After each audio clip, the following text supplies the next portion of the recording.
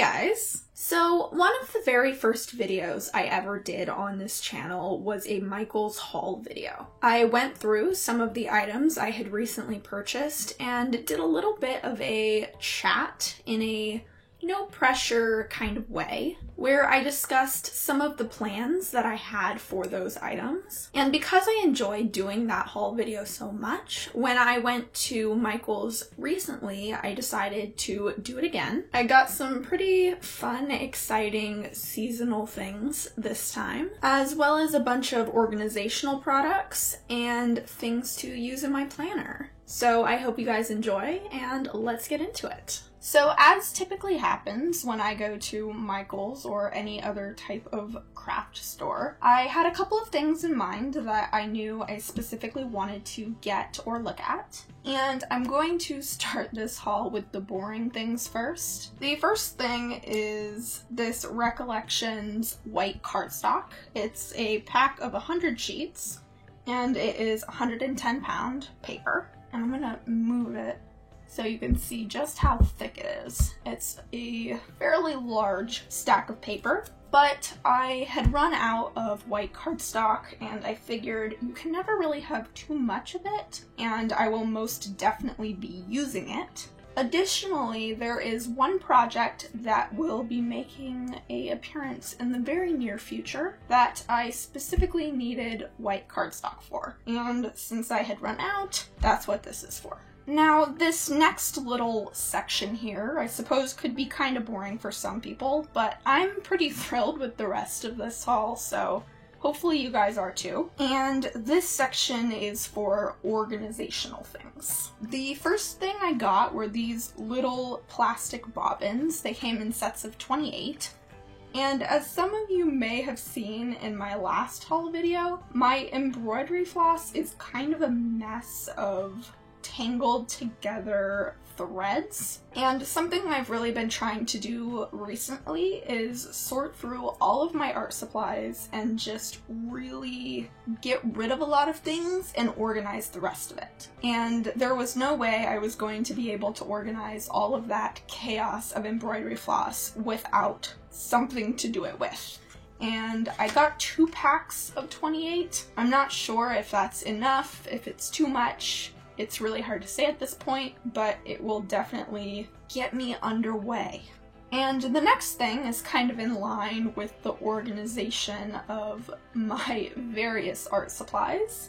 And this one is for beads. Again, I have another bin full of beads that are just terribly organized. And the real problem with the organizational method I have currently is that I have a container that has lots of different sections in it, but the lid doesn't come all the way to the tops of the segments. So if the container ever gets flipped, I'm basically out of luck and everything I've organized previously is completely destroyed. And so I've kind of given up on organizing it. And so this will hopefully help with that. Inside of this little plastic container are groupings of screw together towers, and each one has a lid. I know for a fact with this that the beads won't get mixed up, and so I will be a little more apt to actually organize them because I know it's not going to get ruined. So I'm actually really excited about this because it means I can finally organize something that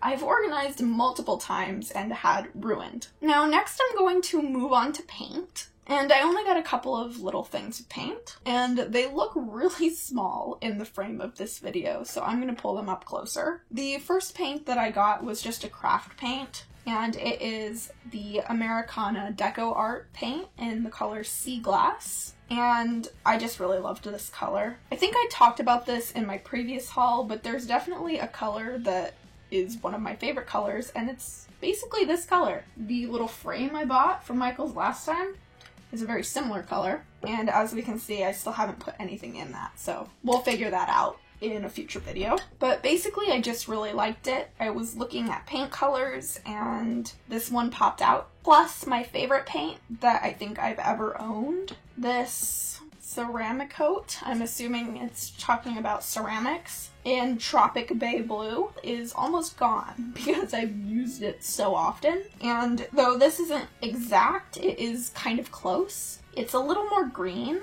and a little more desaturated, but I think I will use it just as frequently as I used this one. And the second paint I bought is actually a tube of watercolor, and it was in the clearance aisle. And the reason it was on clearance from I think $7 to $1.50 is because if you look here, the seal has kind of been broken and it exploded a little bit. And so there's paint all down the side of it. But the first thing I did was I felt it, and it's still soft, so I can still squeeze out paint. And this is the Grumbacher Cadmium Red Light Hue. And even if it hadn't still been soft, I might still have purchased it, because you can slice them open and use them straight from the tube if they're hard, because it is watercolor and it does dilute with water. It's a bit of a pain, but this one specifically was still soft, so to be able to purchase a good quality watercolor for $1.50, I wasn't about to let that offer pass me by. And also I've been looking for a good red watercolor that I can dilute down to create a soft pink, and I haven't had a lot of luck with that. So either this will work or it won't, but if you have any suggestions for good red watercolors that make a pink that's maybe like this, like a baby pink, or this, let me know, because I'm searching for it and I can't find it. So I'm hoping this will work for that, but if not, I just have another red to add to my palette. And I'm never mad at more primary colors. Now, the next little grouping I have are planner related items. In my last haul video, some of you may have seen that I purchased this Recollections Traveler's Notebook, and I've been using it and I've really been enjoying it.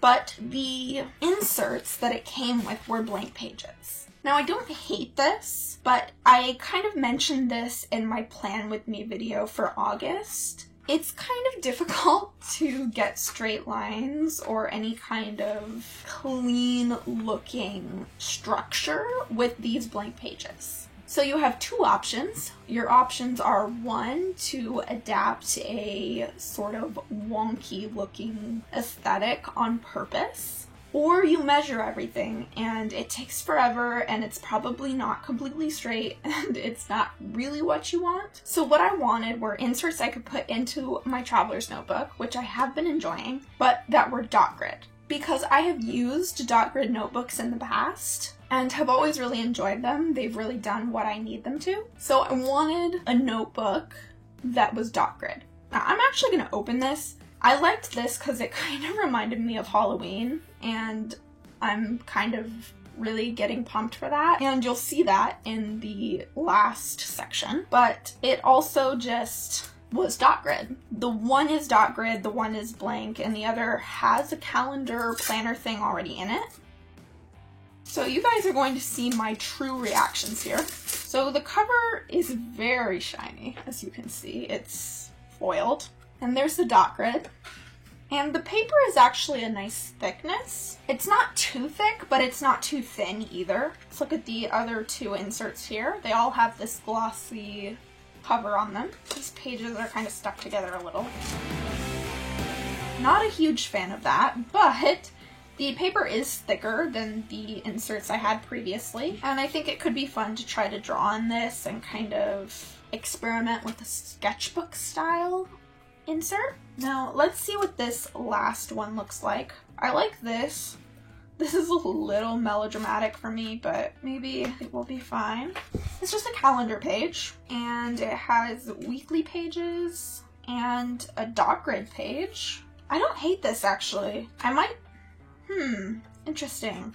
Maybe I'll try to use this one. The only problem with this, using this as my planner, is these are very small weekly pages. So maybe what I might think about doing is using this for more event planning things where I'm scheduling specific things and also having spaces to plan out my YouTube videos and what types of things I want to release. And then do a bullet journal style to-do list in this dot grid. But I am pretty sure I'm going to be using at least one of these in my Plan With Me video for September. And really that was the main reason I wanted to get at least one dot grid insert, is because it was something I mentioned in my last Plan With Me video that I wanted to look into for the future. Also, I've already filled out basically an entire insert in just that month. The pretty much last planner related thing I got were these rolls of washi tape, and there was actually another roll that I almost got, but because the display said $1 each instead of 3 for $1, which is what they were in reality, I did not buy it. The one I almost bought was white with spider webs on it. They had started to introduce their Halloween collections at My Michaels, and that was one of the things. However, because I already had this washi tape, which is black with some silver spider webs on it, I figured this was close enough, and I didn't buy it. However, if I had known that they were only 33 cents each, I probably would have bought it, but instead I just got these two washi tapes. This black floral pattern, and this one that kind of looks like a measuring tape or a ruler, because I like adding numbers and things like that to both my art journal pages and my planners. And the final, potentially most exciting section were the things that I bought purely for fun. The others were mostly functional and things that I was looking for, but these were things I knew they had recently released at Michaels, and so I wanted to look, and then I bought. So the first is the Halloween paper pad. They had, I think, 4 or 5 different paper pads, but I liked this one specifically, mostly because 1, I love florals, and 2, I'm not a huge fan of orange. So incorporating as much orange as these Halloween lines want me to is very difficult for me. So the fact that this line is purple and black as opposed to orange and black, I'm in love with. And this is the Moonlit Manor pack, and it is Recollections. And basically I like every single design in this. And they're double-sided, and it is very, very rare that I like all the designs in something because I am very picky. But all of these patterns are really pretty, and I really, really like this paper pad. And that's actually a big reason that I don't typically invest in paper pads. If I'm buying papers, I tend to go for open stock, primarily because I can pick and choose the specific designs that I like. However, in the rare cases when I like every single pattern, I will purchase it. So I'm really, really happy about this. And the last item is also Halloween related, and I actually almost didn't buy this because I just felt it was too impulsive, but I really, really, really like all of these stamps, and it's very rare that I like all the stamps in a stamp set. But I really like the art style.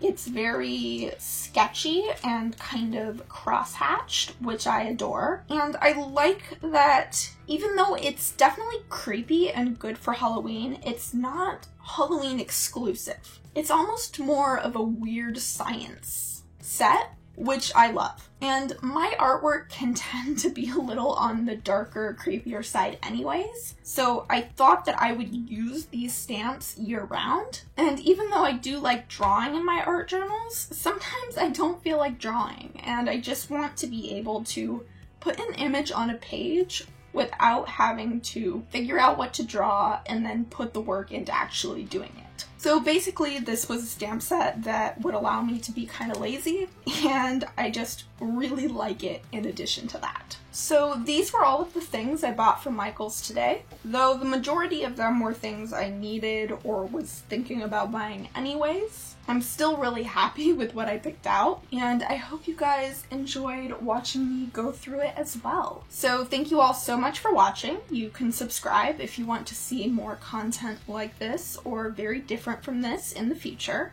And I will see you guys next time. Bye.